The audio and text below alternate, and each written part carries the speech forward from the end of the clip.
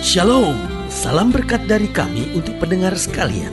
Saat ini pendengar akan diberkati dengan program Hari Ini Harinya Tuhan bagian yang ke-8.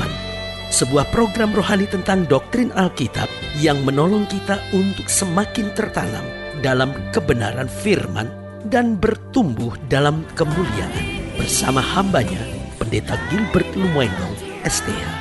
Banyak orang merasa doktrin Alkitab sebagai sesuatu yang membingungkan. Tetapi tahukah saudara bahwa doktrin Alkitab intinya adalah memahami Alkitab dengan benar, dengan pemahaman yang sistematis, sehingga kita terus dapat tertanam di dalam kebenaran firman, sehingga kita terus bertumbuh di dalam kemuliaan Allah. Buka hati saudara sekalian untuk menerima berkat-berkat firman-Nya hari ini. Kekristenan percaya bahwa kita memiliki hubungan yang dekat dengan sorga. Lalu pertanyaannya, kenapa kekristenan yakin bahwa dia memiliki hubungan yang dekat dengan sorga? Mungkin saudara berkata, tapi setiap agama akan percaya bahwa dia memiliki hubungan yang dekat dengan sorga. Tetapi saudaraku yang kasih dalam Tuhan, banyak orang berkata bahwa dia memiliki hubungan yang dekat dengan sorga karena dia merasa begitu, dia percaya begitu. Tetapi tahukah saudara bahwa kita bisa membuktikan kenapa kekristenan memiliki hubungan yang dekat dengan sorga? Yang pertama, kita tahu persis bahwa kelahiran Yesus bukanlah kelahiran manusia biasa. Kenapa saya bilang kelahirannya bukan kelahiran manusia biasa? Karena kelahiran manusia biasa adalah kelahiran dari hubungan suami dan istri. Tetapi saudaraku yang kekasih dalam Tuhan, Kristus lahir dari seorang perawan yang bernama Maria. Dan itu berarti benih sorgawi ada di dalam Maria untuk dia mengandung dan melahirkan anak. Lalu dalam kehidupannya, kuasa sorga menyertai dia.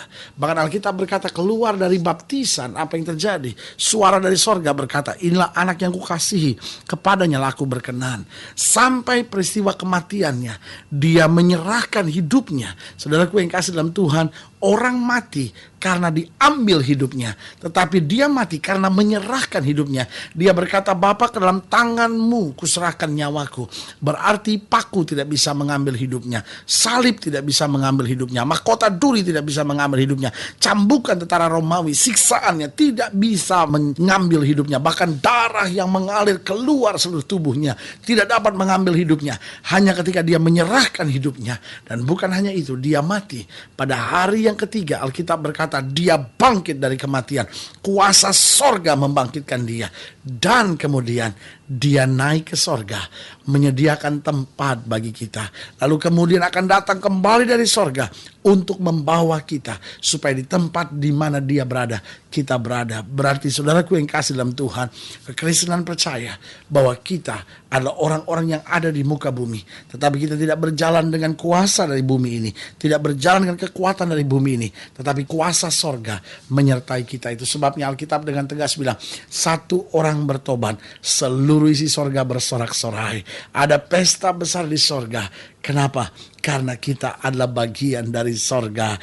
Karena itu dunia boleh bergejolak, kita punya kepastian, supply kebutuhan kita.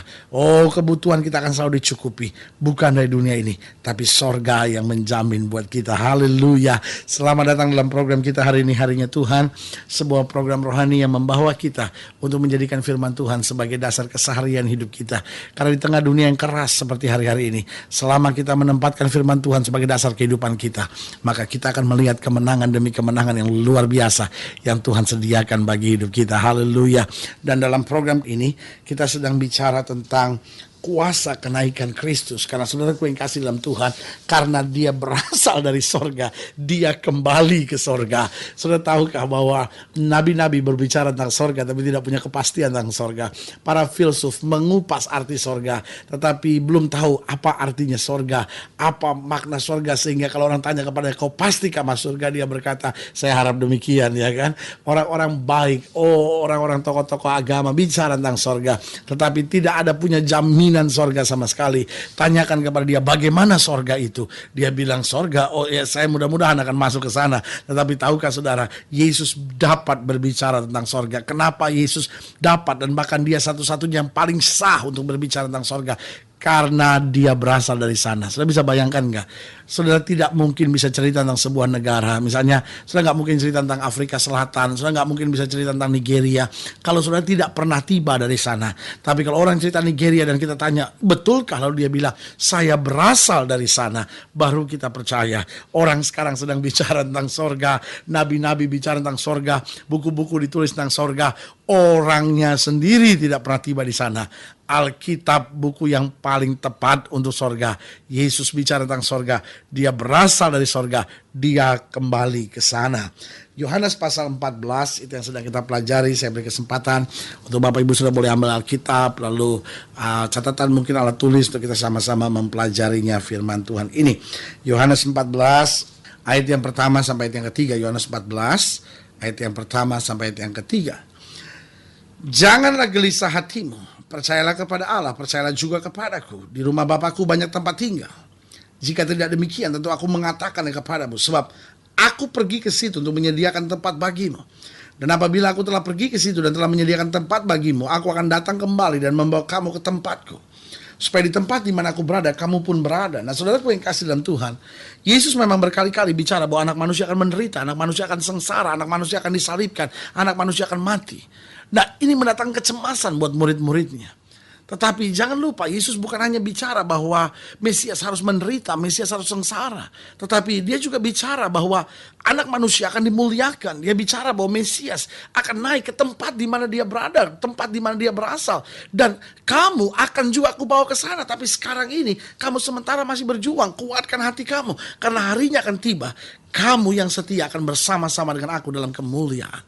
Nah, saudaraku yang kasih dalam Tuhan, jadi dari ayat-ayat bacaan ini, kita bisa melihat bagaimana sikap kita seharusnya menyadari bahwa Kristus naik ke sorga. Kristus menyediakan tempat buat kita. Jadi yang pertama, Alkitab sudah tegaskan buat kita pada ayat yang pertama. Janganlah gelisah hatimu, percayalah kepada Allah, percayalah juga kepadaku. Jadi sikap kita menyadari bahwa Kristus berasal dari sorga, Kristus pergi ke sorga, dan dia juga akan menjemput kita ke sana. Maka bagaimana sikap kita? Yang pertama, jangan gelisah. Percayalah kepada Allah. Nah, kenapa Yesus bilang jangan gelisah? Yesus bilang jangan gelisah karena Yesus mau ingatkan bahwa ada banyak hal dalam muka bumi ini, banyak hal dalam hidup ini yang akan membuat kita gelisah. Itu sama seperti seorang ayah yang bilang sama anaknya, kamu jangan sembarangan ya dalam menyeberang jalan. Kenapa? Karena ayah tahu bahwa jalan itu ada tempat yang berbahaya. Nah, waktu Yesus bilang jangan gelisah karena Yesus tahu persis. Dalam hidup ini ada banyak hal yang mendatangkan kegelisahan. Dalam pernikahan, dalam masa muda, dalam pelayanan, dalam mencari nafkah, dalam berusaha, dalam bekerja, dalam bergaul, saudara-saudara yang sukses, saudara-saudara yang mungkin sedang gagal. Banyak hal yang mendatangkan kegelisahan.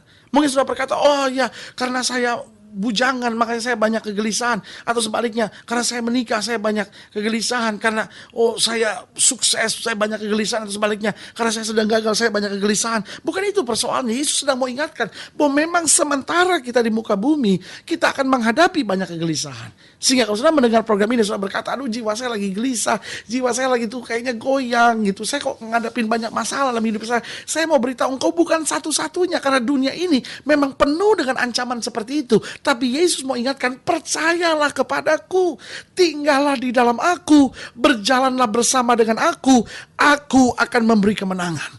Bukan berarti masalahnya tidak ada, tapi hadapi masalah tanpa kegelisahan, hadapi masalah dengan iman, hadapi masalah dengan percaya bahwa Allah tidak pernah mengecewakan orang yang berharap kepadanya. Yang kedua, bagaimana sikap kita? Jangan gelisah, percaya kepada Tuhan. Karena dalam kegelisahan, akhirnya kita bisa goyang iman. Dalam kegelisahan, akhirnya kita bisa menghalalkan segala cara. Dalam kegelisahan, kita bisa menganggap dosa sebagai sesuatu jalan keluar biasa. Tapi hari ini kembali mau diingatkan bahwa kita jangan gelisah, percaya kepada Allah. Harap sepenuhnya pada Tuhan. Dia yang akan menyatakan kuasa kemuliaannya. Yang kedua, sikap kita dalam menyadari bahwa Kristus berasal dari sorga, naik ke sorga dan menyediakan tempat buat kita. Yang kedua, kita harus percaya bahwa tempat bagi kita telah disediakan. Berarti apapun persoalan kita di muka bumi, jangan coba kompromi. Karena kita tidak akan menukar yang kekal dengan yang sementara. Kita tahu bagi kita tempat sudah disediakan. Berarti hidup kita harus kita jaga. Hidup kita harus benar. Berarti apapun yang kita buat dalam kehidupan kita, kita memandang ke sana dan kita tahu tempat kita sudah disediakan. Karena itu ini bedanya kekristenan dengan saudara agama. Agama berusaha berbuat baik supaya masuk surga. Agama berusaha berbuat amal ibadah supaya masuk surga. Tapi kita orang-orang percaya adalah berbuat baik, menjalankan amal ibadah. Karena kita tahu surga itu pasti. Sebagai ucapan syukur kita harus berbuat yang terbaik bagi Tuhan dan menjadi berkat bagi sesama. Haleluya. Dan yang ketiga, yang terakhir, apa sikap kita dengan kenyataan bahwa Kristus berasal dari sorga, Kristus naik ke sorga, dan Kristus menyediakan tempat buat kita di sorga dan akan menjemput kita kembali ke sana. Berarti yang ketiga, kita harus berjaga-jaga sambil menantikan kedatangannya kembali. Haleluya. Kita harus berjaga-jaga. Kita tahu dia akan jemput kita. Kita tahu dia akan jemput kita. Berarti saya harus jaga hidup saya. Karena kita adalah mempelai Kristus. Jangan sampai dia jumpai kita mempelai yang tidak setia. Jangan sampai dia menjumpai kita mempelai yang tidak siap. Jangan sampai dia menjumpai kita sebagai mempelai yang mengecewakan. Biarlah setiap kita menyadari bahwa dia akan menjemput kita. Dan saudaraku yang kasih dalam Tuhan, mungkin sudah mendengar program ini dan berkata, tapi rumah tangga saya sedang goyah. Mungkin sudah menatap saya dan berkata, saya sedang disakiti, saya sedang dikecewakan. Kadang-kadang saya pikir, Tuhan, kuat gak saya bertahan dengan semuanya? Ingat, Yesus akan datang kembali menjemput. Kita akan lihat dia tersenyum kepada kita dan berkata, anakku, engkau telah mengakhiri pertandingan iman yang baik. Itu sebabnya pertandingan apapun yang sedang kau jalani, kau ingat, Yesus akan menjemput saya. Saya harus jaga hidup saya. Hidup saya tetap harus penuh dengan kasih Tuhan. Hidup saya tetap harus setia. Hidup saya tetap harus berjalan dalam kesucian.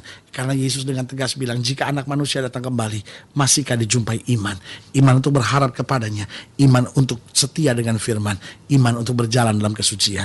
Biarlah masing-masing kita berkata, Tuhan, saya mau berjaga-jaga. Saya mau hidup benar, saya mau hidup setia. Saya mau menyenangkan hati Tuhan. Karena saya tahu hari yang besar itu akan tiba. Sekarang mungkin tekanan sedang ada, masalah sedang ada. Tapi hari besar itu akan tiba. Yesus menjemput saya bersama dengan dia dalam kemuliaannya. Haleluya. Saudara yang kasih dalam Tuhan, jika sedang dilayani lebih jauh, hubungi kami melalui surat, hubungi kami melalui telepon, kunjungi website kami, karena kami ada untuk membawa Bapak Ibu Saudara senantiasa lebih dekat pada Tuhan, mengalami kasih kuasa mujizat yang luar biasa. Haleluya. Melalui program ini juga saya mau berdoa untuk setiap saudara yang sakit, setiap saudara yang berbeban berat, karena saya percaya bagi Allah tidak ada perkara yang mustahil. Saudara-saudara ingin didoakan, boleh taruh tangan kanan saudara di dada dan kita doa. Bapa, dalam nama Yesus, hamba doa buat yang sakit, hamba doa buat yang berbeban berat, hamba doa buat orang-orang muda yang sedang menghadapi goncangan, hamba doa buat setiap rumah tangga yang sedang dihantam oleh badai. Bapa, hamba berdoa buat mereka yang tidak punya kepastian tentang keselamatan hidupnya. Hamba doa di dalam nama Yesus, Tuhan jamah, Tuhan kerjakan mujizat, Tuhan pulihkan, Tuhan bangkitkan iman, Tuhan ingatkan kami bahwa Kristus berasal dari sorga.